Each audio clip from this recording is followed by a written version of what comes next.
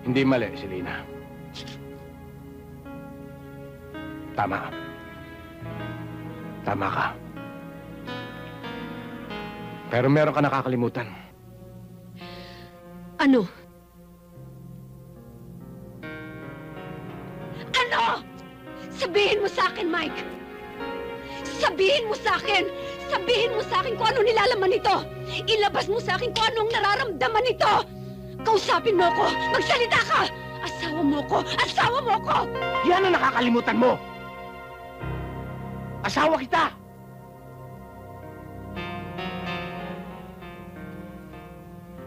Pagising mo sa umaga, nagmamadali kang umalis.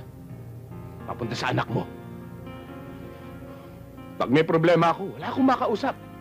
Dahil wala ka, nandun ka sa anak mo.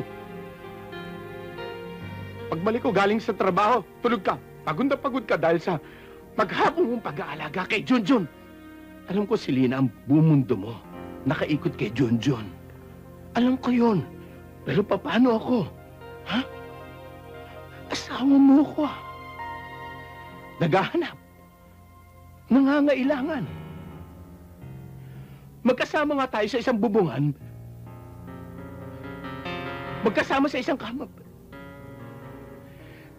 Pero hindi ko na nararamdaman ang init ng pagmamahal mo, Selena. May puwang pa ba ako dyan? Dyan sa puso mo. May lugar pa ba ako sa mundo mo? I missed you.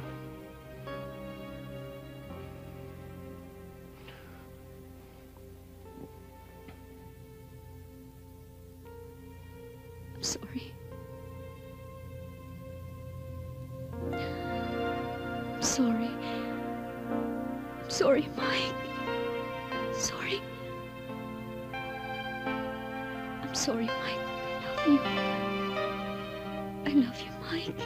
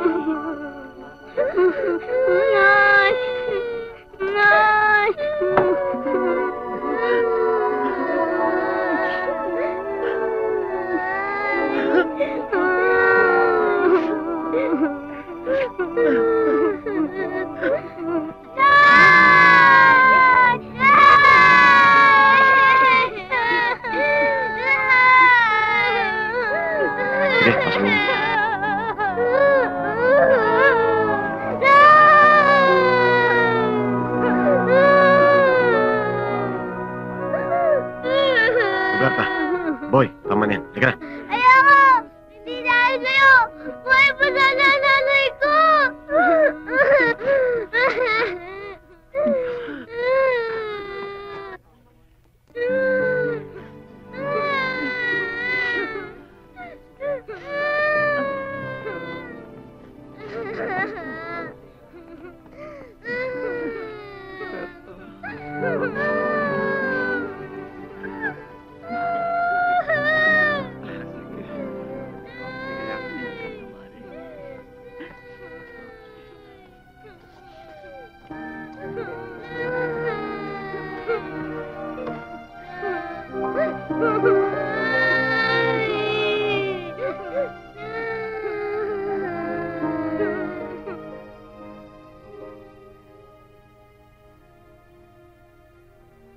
Ate, paano na tayo ngayon?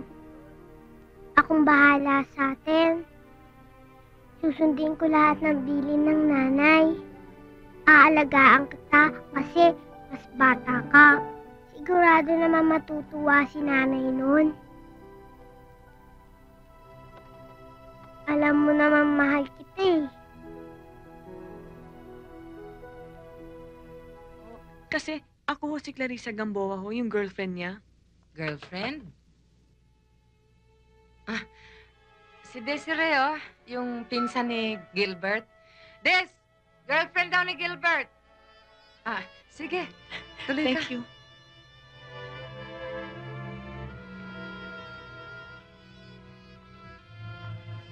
Good afternoon ho.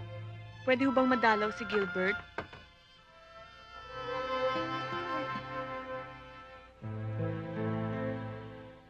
Apat na araw ka na palang may sakit.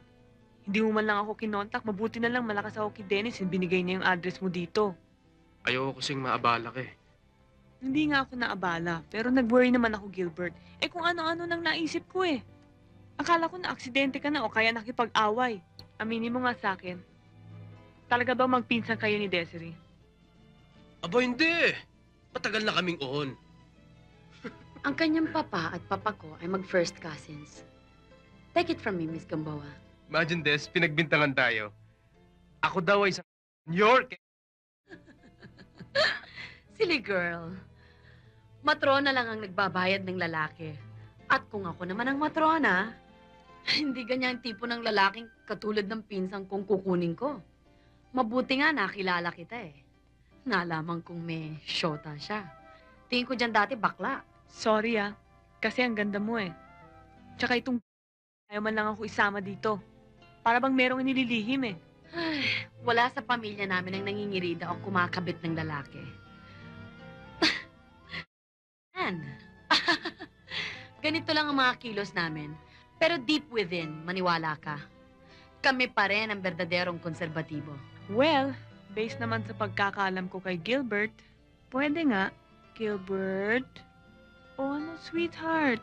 Okay ka naman pala eh. Mag-holiday na lang tayo, pumunta tayo ng beach. Sige na, 4 na araw rin yun. Di ba gustong-gusto mo mag-swimming, lalo na pag malaki yung waves? Please? Well, it sounds like a good idea. Hayaan Tama. ka na. Oo nga naman, kailangan mo nga talaga ng bakasyon. Para naman makapagpahinga ka. Oh, Miss Gamboa, alagaan mong mabuti ang boyfriend mo, ha? Baka magka-relapse yan. Alam mo naman, sa lahat ng mga pinsan ko, yang si Gilbert talaga ang paborito ko. Sakitin lang nga. Kaya yun, parang lantang pechay. Don't worry, aalagaan ko siya. Eh ako ba naman? Doktora ata ito.